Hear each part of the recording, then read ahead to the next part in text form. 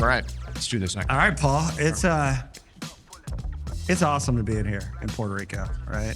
But I do want to turn the microphone around a bit. Yeah. Because often you get this great opportunity to ask people questions. And I know you've been doing some Ask Me Anythings lately. So I want to sort of delve into that on one particular topic.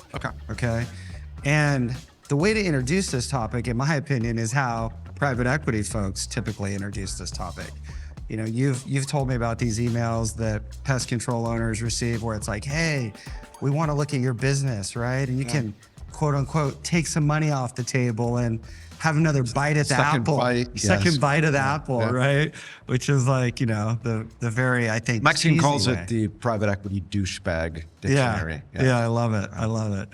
And so, nothing against all our private equity friends out there, you know, they're doing deals.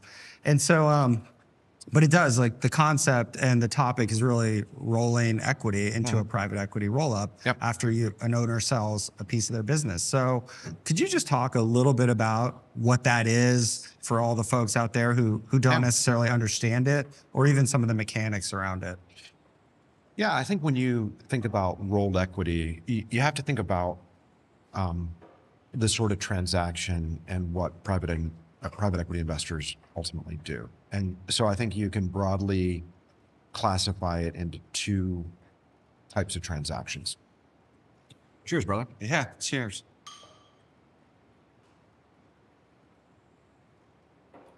You've got a majority investment or a majority recap, and you have a minority investment, typically referred to as growth equity. So on a majority side is you own a business, you're the business owner. I'm the private equity douchebag. I'm the private equity investor. I come in and I say, hey, Nick, we are control investors. We want to own the majority of your business, but we're going to partner with you, the founder, and we're going to buy 80% of it, for example. Okay. You'll own 20%. We're going to bring a lot of resources and capabilities to the table. You've got a great business, but we've got this ecosystem. So we've got guys that are like digital marketing experts, and we've got these other home service businesses that have grown, and you're going to be hanging out with those CEOs to figure out what they've done. And we've got other home services businesses, and maybe we can cross-sell between your pest control business and so on and so forth. But at the end of the day, we're going to own 80% of it. So you're going to get a check at the closing table for 80% of the total value of the business. We're going to write you a check for 80% of it. You're going to roll 20% into NewCo. And so there'll be a new entity, a step. And there's a million ways to do this mechanically, but a plain vanilla way to do it is we set up a NewCo. When I say NewCo, a new entity, you're rolling equity into it. We're capitalizing it. We own 80%, you own 20%. At some point in the future, we're going to exit. So that's the proverbial second bite of the apple. So we grow this thing, you know, we really need to 3x our money. And so you should expect you're going to be able to 3x your 20%. And maybe you're going to do better. Maybe you're going to do 5x. I mean, I've seen it across the board. I've actually seen exits that are 2x, 3x, 10x. So in certain circumstances, the theory is like, hey, Nick, in a perfect world, you're going to make more money on that 20% that you hold into the business than you did on the 80% check that I'm writing you today. Okay. That's a majority investment. The other type of investment, which would be a minority interest in the business, or it's typically referred to as a growth equity investment. And we see that a lot in the technology space, for example, where I would come in and say, Nick, you've got a great business. I want to buy 40% of it. And you'll hold on to 60%. You'll still be in control, but I'm going to invest cash to buy equity. And that's going to do a lot of things for you. It's going to, same sell point as before, you're going to be in this ecosystem and you're going to get all these capabilities from our other portfolio companies. Because we're your partner, you're going to be able to go out and borrow money, whereas you weren't able to do that before. Like sub-debt lenders don't want to talk to you. You're just like Nick, some redneck who owns some home services business, but you're partnered with us. So now the banks are going to sit down. So we're going to be able to lever that business, take on debt capital, which is cheaper than equity, and we're going to be able to grow it. The other thing is, these growth equity investments tend to be for slightly larger firms. And so the theory is like, by larger, what size? Well, like if we talk about like lawn care or pest control, we tend to see it in the companies that are doing 100 million in revenue or more. Okay. Now, I have seen 2 or 3 in pest control where there's been growth equity investments, so minority stakes in businesses that are sub 100 million. Okay. But it's when you start to get to 100 plus million, then what the growth equity investors, there's certain growth equity investors that are really focused on taking businesses public. Yeah. They get their kicks by taking a stake in a business, helping it grow, get to $1 billion in revenue, and then exiting, and typically exiting through the broader capital markets, taking a business public. So Do you ever see those growth equity investments like a $20, $30 million revenue company? Yeah. yeah, I saw one last year. It was a sub 50% investment. I mean, there's certain companies out there that focus on growth equity investments, and they're on the lower middle market, right? So that would be like the 20 or $30 million business. Those growth equity investments though do get complicated when you have businesses that are that small, because that in the shareholder agreement there's going to be a variety of consent rights that I think that business owners don't really think about. And what I mean by that is, like, if I'm investing in your business and I write a check for 40%, you're the controlling shareholder. But that doesn't mean you can do anything that you want. So I might come to you and say, Nick, I'm going to write this check, but you and I are going to sign a contract. And in that contract, I'm going to have veto power for a lot of things. Like, you're not going to be able to do an acquisition unless you come and you get approval from me. You're not going to be able to spend more than X dollars in capital expenditures unless you come to me. You're not going to be able to make significant, you can't go in and change the CEO unless you come, and I have the ability to veto that. And that protects me, because you being the controlling shareholder, typically you're able to do whatever you want. We set up a board, you appoint 3 board members, I appoint 2 board members, your 3 board members are going to be able to beat me out. So I need to be able I can kind of hear the collective groan probably amongst owners out there thinking about this type of setup, to where, you started the business, you're running and gunning on your own, you're controlling it. But the flip side is that you actually took some risk off the table, right? You put some money in your pocket. And I think that's true in both of the scenarios you discussed. Yeah, I mean, they're different. Like, and we should spend more time on like the control investment, because that's the plain vanilla one for home services. Yeah, most common too, right? The most common. Yeah. That's the one that typically happens. On the minority investment side, just to kind of close that out, that's for the guy who really wants to stay a part of this business for the long term. And it might be for the next 20 years. It's not, when you're doing a majority recap and you're selling 80%, for example, you're probably eyeing an exit in the next 3 to 7 years. Whereas if you're getting growth equity, you're probably the guy who says, okay, I'm 40, I'm going to do this until I'm 60. I want to take my $30 million business to $750 million. And I'm going to be able to do that much more effectively and much quicker if I get a sophisticated partner that has banking relationships, that has experience taking business public, that's part of an ecosystem that can bring all these intangibles to the table. That's a good deal for me. Now, I know I'm going to be restricted and I can't do a bunch of crazy shit. And I also know that the private equity investor might have certain put rights, and there's a variety of different things that go into this. But for them, that's a good deal because they're in it for a long haul. Most people look at Tommy Mello. We just had dinner with him. Filmed an episode in his house. Tommy took on a growth equity investment. Tommy's thought process was like, I want to get to $1 billion and maybe take it public or whatever. So he got a growth equity investor to take a minority position in that business. He's ultimately in control. They have a lot of consent rights and all sorts of stuff. But at the end of the day, Tommy's in his 40s. He's in this for the long haul. It wasn't an exit opportunity. The majority of the guys that I deal with are the guys who are like, hey, I kind of want to stick around, but I'm not quite sure. I do know that valuations are very high. What should I do? And my thought process, my discussions with them are usually this. I'm like, you're always in a better spot if you actually go into the market and you know specifically what it is that you want to do. Meaning, I know that I want to stick around for 5 more years. I know that I want to take money off the table. I know I want to partner and I want to be a co-investor. Or I know that I've got 20 years and I'm looking for a growth investor, or I know that I want to get out completely. Like I want to be out. I want 100% change of control. I don't care about rolling equity. That's a perfect situation. But a lot of times guys just don't know what they want because they've never experienced this. They've never sat down and talked to investors to understand what that looks like.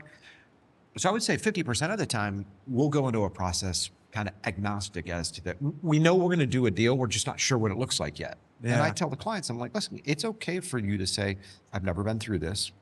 I was thinking I'm going to sell 100% of the business, but I'm not quite sure. Yeah. And so let's meet with strategics. Let's meet with private equity firms. Let's figure out what's out there. And we go through a process. And what has happened, you know, I started doing this in 2003 and at least out on my own. And for the first time and since 2003 that I've seen in resi and commercial services, the last 3 or 4 years has been a situation where private equity firms are actually outbidding strategics. From this, you know, you're going to meet some guys this week who have gone through this before. And, you know, when we took it out to the market, we had baseline prices from strategics. The private equity firms were so much more aggressive that the role was actually free. And I'll give you an example. You take a business out to market and the strategic acquirers come in and for 100% change of control. These are the strategics. They come in, they say, I'm going to write you a check for 75 million bucks, all cash. You're going to hand me the keys to everything and you are gone. Like enjoy your retirement, go do what you want to do. Well, we had private equity firms come in, and these aren't real numbers. I'm using round numbers here.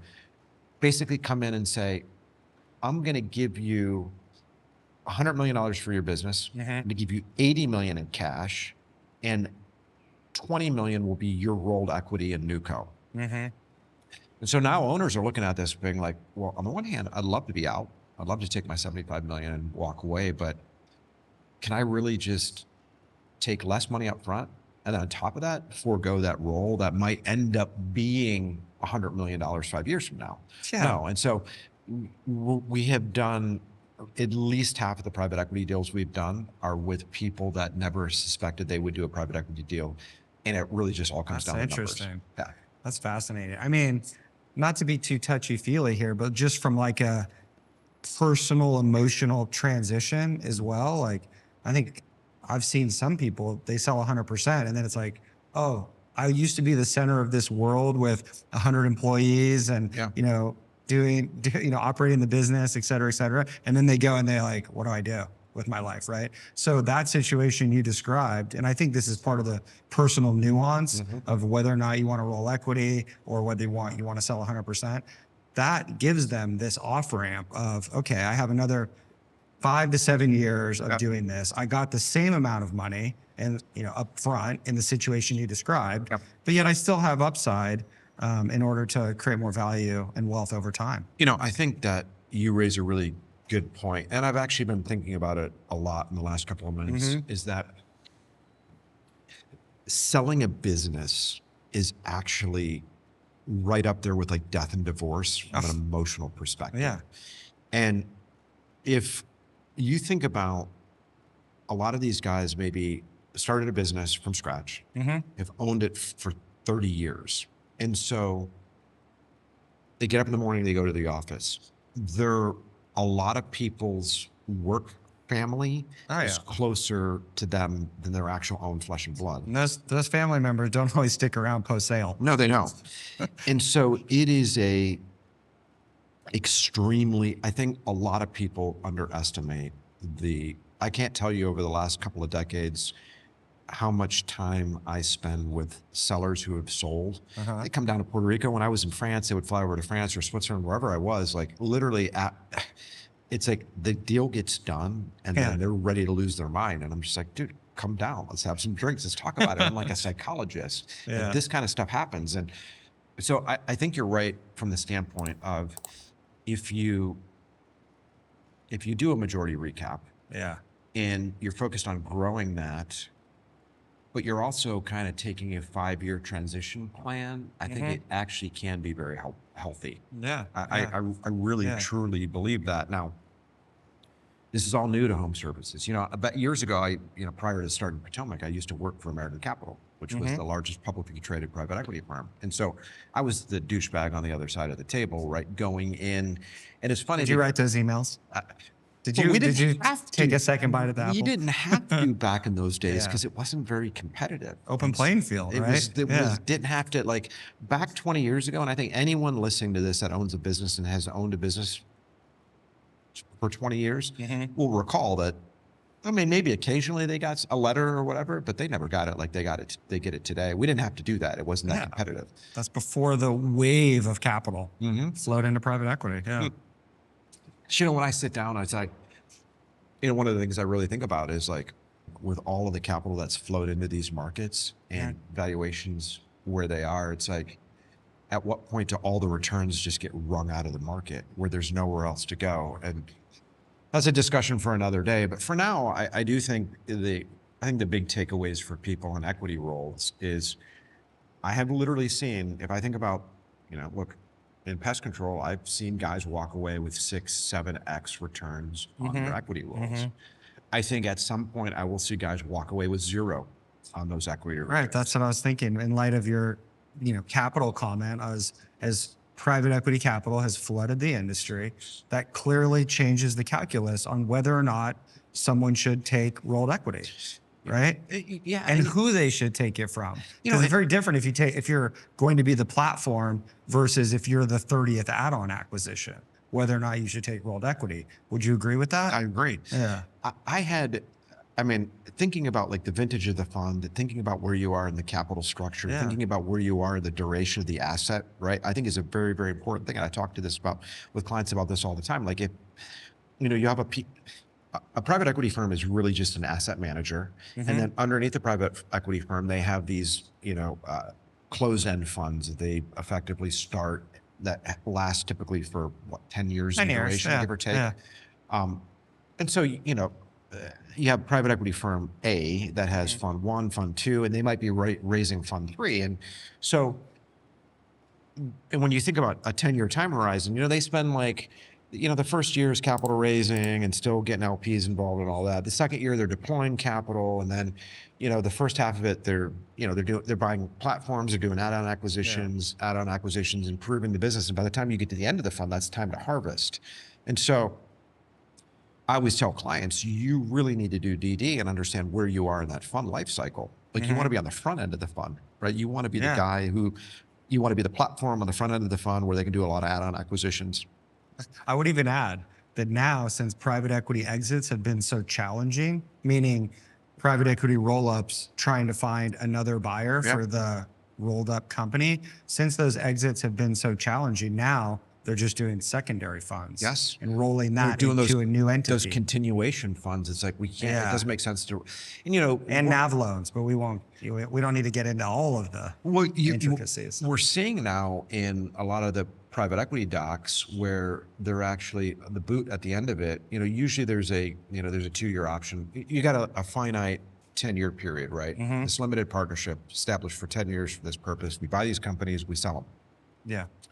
And then usually in the documents, they allow for maybe an additional 2 years. So if the market environment is challenging at the end of 2 years, they can turn around and, it's like, hey guys, we're not selling it now. We're going to wait another year, whatever.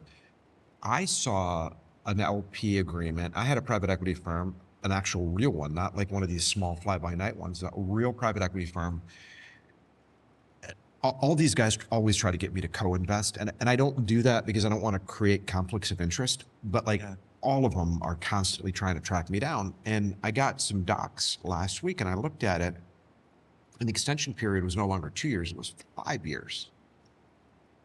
So they can roll for another 5 years in order to find an appropriate exit. And I have not had the opportunity to ask them yet, but I want to have a conversation like, why do you sophisticated investors think you might potentially need 5 years? It's an interesting, it says something, right? Like, it's like, oh yeah, it's sort of fascinating that they are going in that direction, particularly since, as I mentioned earlier, exits have been challenging.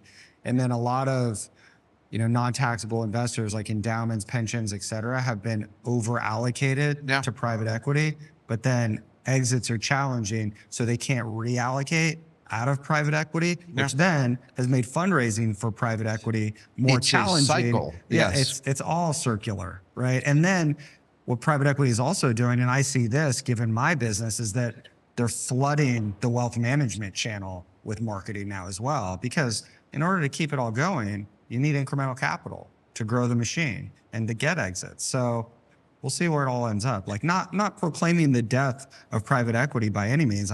We both have a lot of friends in private equity, and I hope they do great, right? But it's just, we just need to be cognizant in the industry, especially folks that are taking rolled equity, need to be cognizant of what they're actually rolling into, which is very different than it was 10 years ago. You know, on the Buzz, I talk a lot about the Mexican blackballing acquirers, or blacklisting, I should say. And like we had this, you know, He would do that? that's the best they can hope for from them. You know, we had this situation where, you know, every time we go out to the market, we deal with like, I don't know, 50, 60, 70 private equity firms. And we had one that we signed a letter of intent with. Okay. Locked up a client.